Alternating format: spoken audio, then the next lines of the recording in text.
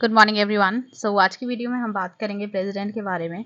जो कि एक इन एनसीईआरटी का लक्ष्मीकांत का भी ये टॉपिक है। अभी जैसे कि आपको पता है प्रीलिम से 199 डेज अभी बचे हैं।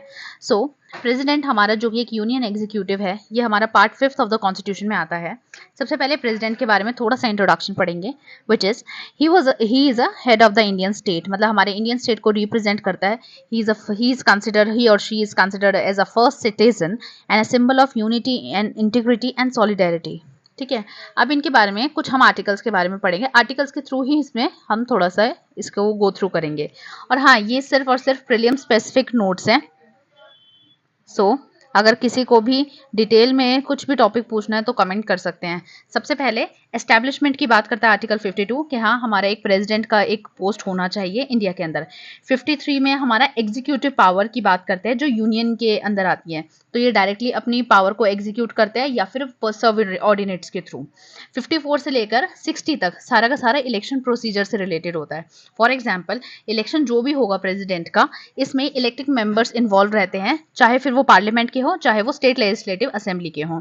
जब हमारा 70 कॉन्स्टिट्यूशनल अमेंडमेंट एक्ट हुआ था 1992 के अंदर, इसमें जो स्टेट लेजिस्लेचर के जो मेंबर्स हैं दिल्ली से या पुडुचेरी से, इन्हें भी इंक्लूड किया गया था। That means initially they were not मतलब they were not considered as elected member, लेकिन बाद में उनको ऐड कर दिया गया था। So there is an exception. Nominated member चाहे फिर वो पार्लियामेंट के हों चाहे स्टेट लेजिस्लेटिव असेंबली के हों, तो वो इसमें इंक्लूडेड नहीं होंगे। बाकी इलेक्शन जो है ये हमारा proportional representation by single transferable vote के थ्रू किया जाता है, which is a kind of indirect election. कई बार आपके ऑप्शंस में आता है कि president selection is direct in nature और इनडायरेक्ट, तो आपको इस हिसाब से देखना है। ठीक है, किसी भी तरह का इलेक्शन से रिलेटेड डाउट डिस्प्यूट रहेगा तो सुप्रीम कोर्ट का जो भी डिसीजन होगा वो फाइनल रहेगा। ठीक है, इलेक्शन ऑफ द प्रेसिडेंट आप मतलब it can not be challenged on the ground of incomplete electoral college वगैरह। अब आर्टिकल 58 के अंदर हम इलेक्शन की एलिजिबिलिटी के बारे में बात करते हैं। प्रेसिडेंट से रिलेटेड है, he should be citizen of India and should be more than 35 years of age. और इसके अंदर 30 इलेक्टर्स जो होते हैं वो हमारे प्रपोजर्स होते हैं, 30 इलेक्टर्स जो होते हैं वो हमारे सेकेंडर्स होते हैं। जो अमाउंट इसमें पे किया जाता है दैट इज 15,000, और मिनिमल 1/6 से ज़्यादा वोट होने चाहिए, अदरवाइज उसको मतलब बिल्कुल वो फोर्टिफाइड हो जाता है, खत्म हो जाता है। ठीक है, आर्टिकल 56 में इसके टर्म के बारे में बात किया गया है, दैट इज 6 ईयर्स। मतलब स्पेसिफिकली मेंशन नहीं है, बट हाँ, दैट इज 6 ईयर्स। अब इनके बाद 56 आर्टिकल के अंदर इसमें हम वाइस मतलब इलेक्शन वो प्रेसिडेंट की रेजिग्नेशन की बात करते हैं, जो कि दिया जाता है वाइस प्रेसिडेंट को। अब 56 आर्टिकल के बी पार्ट के अंदर ये प्रोसेस ऑफ इम्पीचमेंट के थ्रू भी इनको डिजाइन करना पड़ सकता है। तो इसके अंदर कुछ स्पेसिफिक प्रोसीजर्स हैं जो ऑलरेडी मेंशन है स्पेसिफाइड आर्टिकल 61 के अंदर। अभी तक का कोई भी प्रेसिडेंट जो है इम्पिंच नहीं हुए हैं। ठीक है, लेकिन अगर मान लीजिए डेथ हो जाता है, कुछ रेजिग्नेशन है, रिमूवल है, तो वाइस प्रेसिडेंट इनके सारे के सारे फंक्शन या पावर इनके पास आ जाती है, रिस्पॉन्सिबिलिटी। और अगर वाइस प्रेसिडेंट भी प्रेजेंट नहीं है तो सीजीआई के पास आ जाती है। अब इनको जो ओथ दिलवाते हैं वो आता है आर्टिकल 60 के अंदर, जो कि चीफ जस्टिस ऑफ इंडिया इनको कराते हैं, और कंसोलिडेटेड फंड ऑफ इंडिया से इनकी सैलरी दी जाती है, which is approximately 4 to 5 lakhs और समथिंग। अब आर्टिकल 77 के अंदर जो भी हमारा कंडक्ट ऑफ बिजनेस होता है गवर्नमेंट ऑफ इंडिया का, मतलब गवर्नमेंट ऑफ इंडिया कोई भी एक्शन लेती है, कुछ भी लेती है, वो प्रेसिडेंट के नाम में ही किए जाते हैं, मतलब in the name of president. ठीक है, प्रेसिडेंट जो होते हैं किसी भी सेशन पार्लियामेंट के, आपको पता है कि सेशंस होते हैं, तो अगर मान लीजिए किसी भी तरह का डिसएग्रीमेंट होता है किसी भी बिल के ऊपर या कुछ भी है, तो जॉइंट सिटिंग को एड्रेस करते हैं। कोई भी बिल जब हमारा प्रेसिडेंट उसको असेंट देता है तभी वो हमारा एक्ट बनता है। अब मान लीजिए अगर कोई बिल है लेकिन प्रेसिडेंट ने उसको पहले फर्स्ट इंस्टेंस में उसको असेंट नहीं दिया है, तो उनको वो रिटर्न भी कर सकते हैं कि आप दोबारा से इसे रिकंसिडर कर लीजिए। लेकिन पार्लियामेंट के केस में वो रिकंसिडर करने के लिए दे सकते हैं, और फिर से अगर दोनों हाउसेस की तरफ से मंजूरी आ जाती है तो he must assent the bill, so that वो एक्ट बन जाता है। लेकिन अगर यही केस स्टेट लेजिस्लेटिव असेंबली अगर भी यही चीज करती है, तो अगर वो दोबारा से भी उनको रिजेक्ट कर सकते हैं बिल को।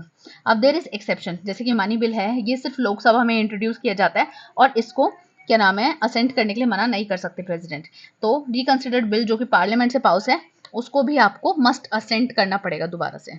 ये हो गया प्रेसिडेंट के बारे में ब्रीफ पॉइंट। अब एक आर्टिकल 123 के अंदर आता है कि जो भी जैसे मान लीजिए कोई इमरजेंसी सिचुएशन है या पार्लियामेंट सेशन में नहीं है, तो ऑर्डिनेंस के थ्रू भी हमारे कुछ रूल्स बनाए जा सकते हैं, बनाए गए हैं, जैसे कि अब मान लीजिए, लेकिन हाँ, it should be approved with in 6 weeks of reassembly. लेकिन इनका देखिए, अब अप्रूवल के लिए तो आपको क्या नाम है पार्लियामेंट का अप्रूवल चाहिए उस ऑर्डिनेंस को मतलब कि अप्रूव होना चाहिए, लेकिन अगर विड्रॉ करना है तो वो किसी भी टाइम अपने आप वो विड्रॉ कर सकते हैं, मतलब इसमें किसी पार्लियामेंट का अप्रूवल की जरूरत नहीं है। ऐसा भी ये क्वेश्चन प्रीलिम्स के पास्ट ईयर्स में आया है। नेक्स्ट हमारा आ गया 72, इसमें सारी की सारी प्रेसिडेंट की पावर्स के बारे में बात की गई है, जैसे कि पार्डन, सस्पेंड, रिमिट और रिस्पाइट, रिप्राइव और कॉम्यूट कुछ सर्टेन केसेस में। अब मान लीजिए आर्टिकल 143 के अंदर अगर कोई भी मैटर है जैसे कि पब्लिक इंपॉर्टेंस से रिलेटेड है, या फिर क्या नाम है, अगर कोई भी मैटर ऐसा है जो कि प्री इंडिपेंडेंस के टाइम का है, तो सुप्रीम कोर्ट से आप कंसल्ट, मतलब प्रेसिडेंट कंसल्ट कर सकते हैं। ऑल्दो उनका जो भी डिसीजन होगा, जो भी सजेशन होगा, वो बाइंडिंग नहीं होता प्रेसिडेंट के ऊपर, लेकिन हाँ वो सजेशंस ले सकते हैं एंड सुप्रीम कोर्ट को उसमें सजेशन देना पड़ेगा, स्पेशली जो भी हमारी ट्रिटीज वगैरह हैं वो अगर प्री इंडिपेंडेंस से पहले की हैं। अब ऐसे कुछ अदर फंक्शंस भी हैं। He or she can declare any area as scheduled area, ठीक है। और सुप्रीम कमांडर होते हैं all the defence forces. I think 2022 का ये PYQ है, आप देखिएगा तो उसमें है, ठीक है। और ये क्या करते हैं, अपॉइंट करते हैं चीफ जस्टिस को, और जितने भी सुप्रीम कोर्ट के जजेस हैं या हाई कोर्ट के जजेस हैं इनको। अब एक 42 कॉन्स्टिट्यूशनल अमेंडमेंट एक्ट आया था 1976 के अंदर, जिसके अंदर ये था कि कोई भी अगर वो एक्शन लेते हैं प्रेसिडेंट, तो एड एंड एडवाइस किसकी होगी, council of minister, which should be headed by prime minister. तो ये इनिशियली ये हमारा कॉन्स्टिट्यूशन में नहीं था, लेकिन 42 कॉन्स्टिट्यूशनल अमेंडमेंट एक्ट 1976 के थ्रू ये इसमें आया था। सो इसी के साथ हमारा प्रेसिडेंट का टॉपिक कंप्लीट हो गया है। और ये जो क्वेश्चंस हैं, जो भी मतलब प्रेसिडेंट से रिलेटेड क्वेश्चन है, ये सारे एग्जाम्स के लिए इंपॉर्टेंट हो जाते हैं, चाहे वो SSC हो, बैंकिंग हो, रेलवे हो, या किसी भी तरह का कॉम्पिटेटिव एग्जाम। इवन आपके क्लास 11th का कोई भी ह्यूमैनिटीज अगर बैकग्राउंड से है तो उनके लिए भी क्विक रिवीजन के काम आ सकता है। लेकिन अगर इनमें से किसी भी टॉपिक के बारे में आपने डिटेल डिस्कशन करना हो, सो आप इसमें कमेंट डाउन कर सकते हैं। Thank you so much and this is it for today's video. Thank you.